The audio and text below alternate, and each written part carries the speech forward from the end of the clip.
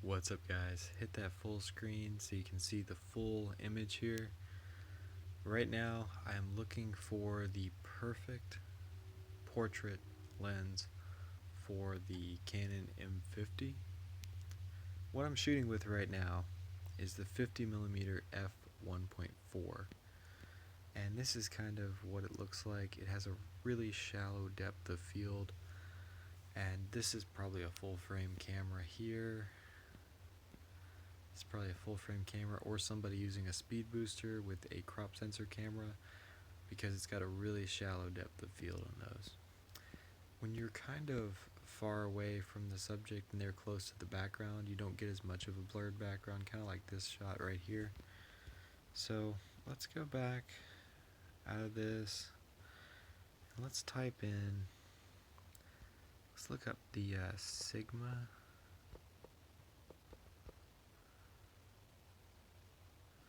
35, no 30, it's a 30mm 1.4. So this is another lens that a lot of people use with the M50. There's also, a Sony version, a Fuji version, all that stuff. So this one is a little bit more expensive than the FD lens, but it's quite a bit more expensive, like probably 6 times more expensive. It's quite a bit more expensive, a few $100s. The FD lens is going to be maybe 50, maybe less. So the cool thing about this is now we're introducing something that has autofocus and good face tracking and stuff like that. That's a nice picture. And so the 30, it's almost a 50mm equivalent because it's a camera. So now we're going to go to Canon 35 1.4. So there's probably an EF version, so some of these are going to be like, there's some EF lenses. Some of these are definitely the EF version. I could put EFM 35. I don't know that I would get anything. I think a lot of these are full frame, but there's so many good reviews on the 35 from Canon. Yeah, that's definitely the full frame one. Let's see.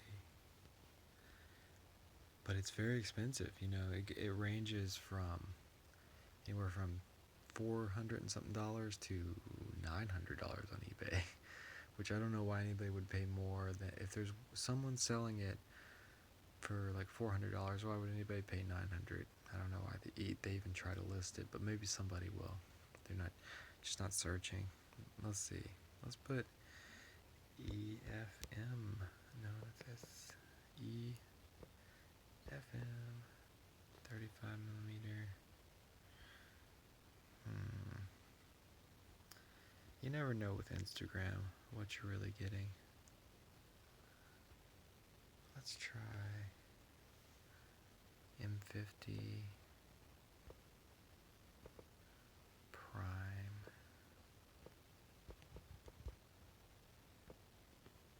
See what. Okay, let's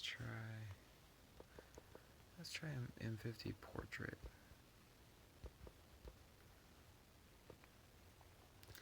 I'm pretty happy with the FD 50mm f1.4 with the speed booster.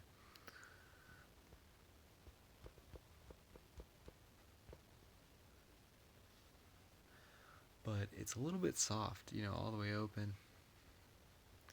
It's 1.4, but it's a whole stop more light than that when you put the speed booster on there, so it's actually even wider open than that.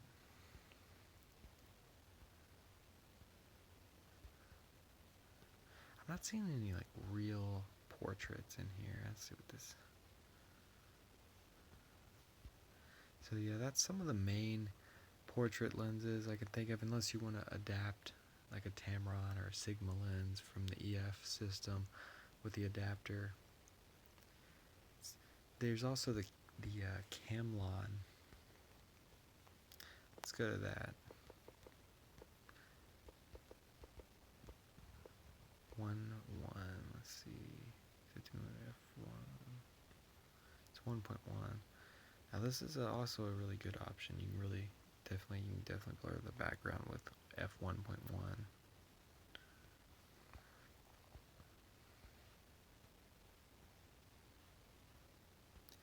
It's like 3 or 4 in the morning, so that's why I'm talking like this, and that's why I look like this. But ooh, yeah. See, this is a nice lens too. That's what it looks like. I've had both versions, 1 and 2 of this lens. It's really sharp.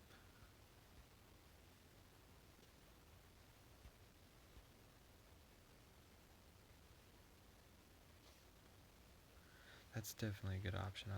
I'll think about that. I would rather get that than like the FD 50mm 1.2, which is about the same price or even more. Let's type in the Mickey 35. Now when you're looking at a 35mm lens on a crop sensor camera, it's like a 50mm lens too. The 50mm is more like a 80 or 90mm in full frame equivalent, because we're talking about a crop sensor camera without a speed booster when we're looking at these. Yeah, these are decent. There's a 7 Artisans.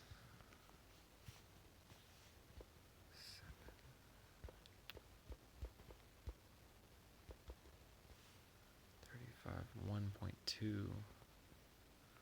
I was interested in thinking about that too. That does not look bad.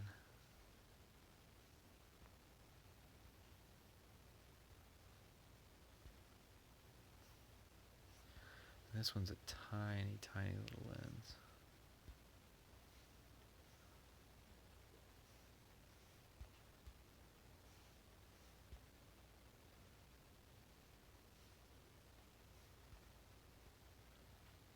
That's interesting.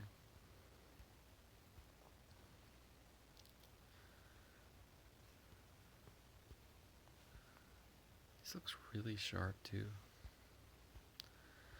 So I might do some more videos like this. I really do want to look for something else or something really good for portraits on the M50.